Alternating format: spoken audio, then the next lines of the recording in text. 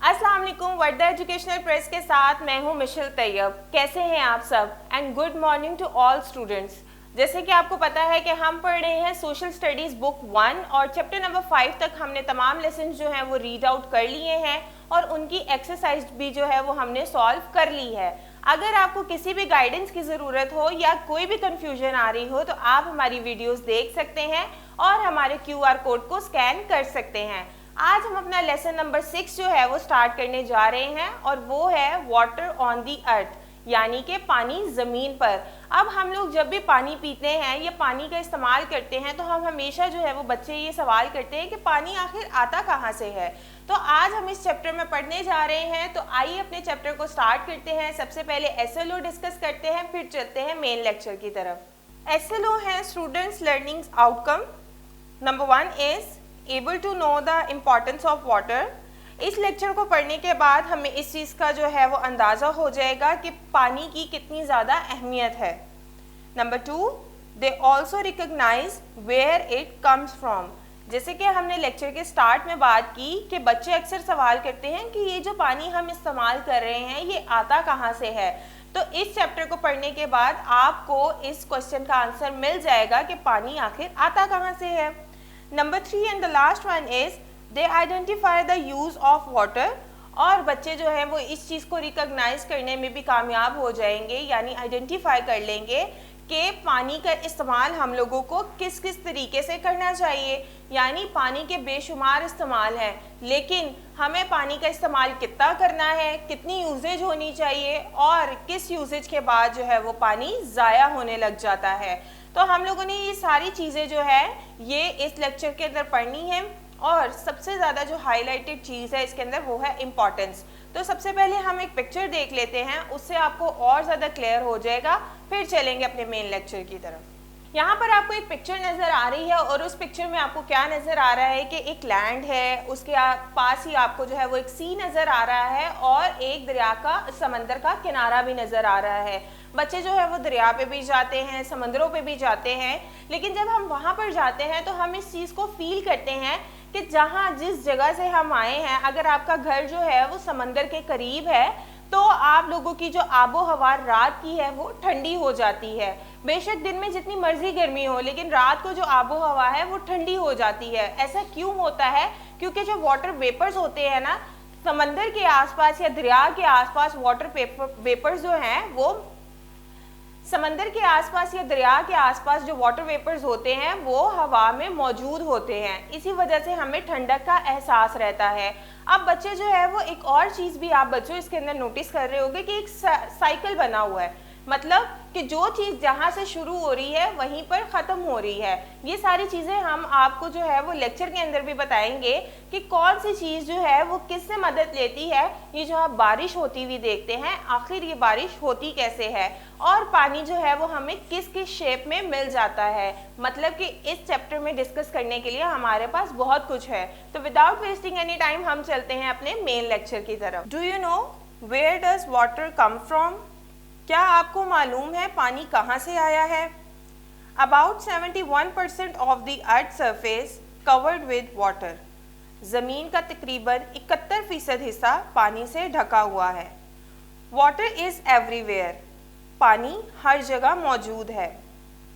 It is found in oceans, seas, rivers and lakes. ये बड़े समंदरों, छोटे समंदरों, दरियाओं और झीलों से मिलता है। Water is necessary for our life. We can not live without water. पानी हमारी ज़िंदगी के लिए ज़रूरी है। हम पानी के बगैर ज़िंदा नहीं रह सकते। All living things such as man, animals and plants need water to live alive. They cannot live without water. तमाम जानदार जैसा कि इंसान, जानवर और पौधों को ज़िंदा रहने के लिए पानी की ज़रूरत होती है। ये पानी के बगैर ज़िंदा नहीं रह सकते। जैसे कि बच्चों आपको पता है कि पानी के बगैर ज़िंदगी बिल्कुल भी मुमकिन नहीं है। और हम जब पानी की बात करते हैं तो फिर उसके अंदर हम तमाम जानदारों की बात करते हैं। जितने भी जानदार हैं उनको जिंदा रहने के लिए पानी की ज़रूरत है। जानदार में सिर्फ इंसान नहीं आते, जानदार में आपके जानवर भी हैं और आपके पौधे भी हैं। We need water for so many things such as, हमें बहुत सी चीज़ों के लिए पानी की ज़रूरत होती है, जैसा कि We need water to drink for staying alive, जिंदा रहने के लिए हमें पानी पीने की ज़रूरत होती है। We need water for growing plants, crops and orchards, हमें पौधों, फसलों और बागात की नशोनुमा के लिए पानी की ज़रूरत होती है।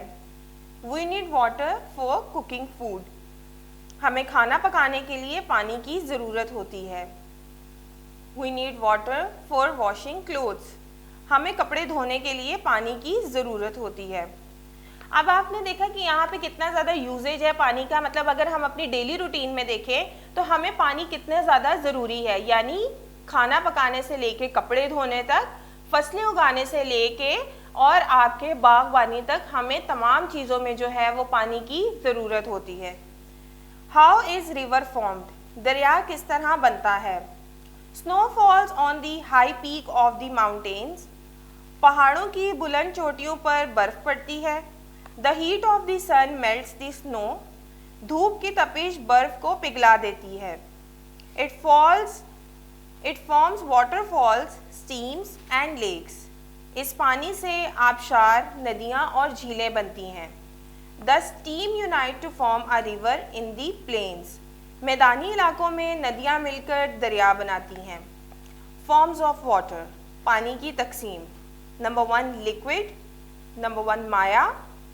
The water we drink is in liquid form, जो पानी हम पीते हैं वो माया की शक्ल में होता है। Number 2 solid, the ice that we use to make our drinks cold and snow that falls in mountain, जो बर्फ़ हम अपने मशरूबात को ठंडा बनाने के लिए इस्तेमाल करते हैं और वो बर्फ़ जो पहाड़ों पर गिरती है। Number 3 and the last one is gas, steam and vapors that rise from boiling water. Number 3 पे है गैस, जो भाप और बुखारात गर्म पानी से बढ़ते हैं। तो यहाँ पर हमने लेक्चर में कितनी सारी चीज़ों को डिस्कस किया। हम लोगों ने देखा कि पानी किस तरह से कहाँ से आता है, पानी कहाँ कहाँ मौजूद होता है, ज़मीन का 71% हिस्सा जो है वो पानी पर है, और फिर डेली रूटीन में पानी हमारा कितना ज़्यादा ज़रूरी है। अगर हम देखें तो पानी के बगैर हम बिल्कुल नामुकम्मल हैं। हमारा जो ज़िंदगी का एक एसेंशियल पार्ट है वो है पानी, तो हम लोगों ने इसको ज़ाया नहीं करना। फिर हमने उसकी 3 स्टेट्स के हवाले से पढ़ा, यानी सॉलिड, लिक्विड और गैस। यहाँ पर मैं टीचर्स को कहना चाहूँगी कि बच्चों को जो है वो आप थोड़ा सा और गाइड करें, इस हवाले से कोई छोटी मोटी जो है वो एक्टिविटी अरेंज कर लें जिसमें आप बच्चों को दिखा सकें, आप प्रैक्टिकली करके दिखा सकें कि पानी किस तरह से सॉलिड, लिक्विड और गैस में मौजूद होता है। इसके अलावा यहाँ पर मैं पेरेंट्स से भी कहना चाहूँगी कि अगर आपके पास ये फैसिलिटी मौजूद है, बच्चे जो हैं वो जब घर आते हैं वो अपनी डायरी आपको दिखाते हैं और आपको अगर आप चैप्टर का नाम पढ़ें और आपको ये पता चले कि आज पानी के हवाले से बात हुई है और जो चैप्टर में बात हुई है और 3 स्टेट्स के हवाले से बात हुई है और आप उसको और ज़्यादा क्लियर करना चाहते हैं, तो आप बच्चों को जो है वो घर में ही छोटी मोटी एग्जाम्पल्स दे सकते हैं। तो मैं उम्मीद करती हूँ कि ये सारी चीज़ें जो है वो आप करके बच्चों को बड़े अच्छे तरीके से समझा सकते हैं और बच्चों को भी ये चैप्टर जो है वो बिल्कुल क्लियर हो जाएगा और याद भी रहेगा। ऐसा नहीं है कि वो भूल जाएंगे, क्योंकि जो वो चीज़ प्रैक्टिकली होते देखते हैं वो कभी भी नहीं भूलते। तो मैं उम्मीद करती हूँ ये वीडियो आपके लिए बहुत ज़्यादा इन्फॉर्मेटिव रही होगी।